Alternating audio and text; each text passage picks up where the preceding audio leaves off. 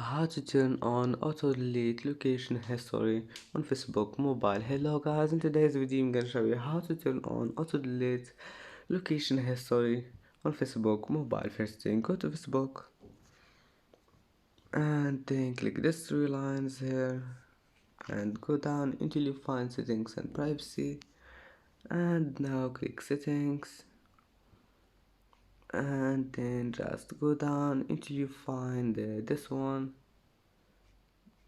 location. Click on it and then click location history and click here auto delete and then just turn it on and then just select 3 months or 6, and that's it for today's video. Don't forget like and subscribe, and see you in the next video.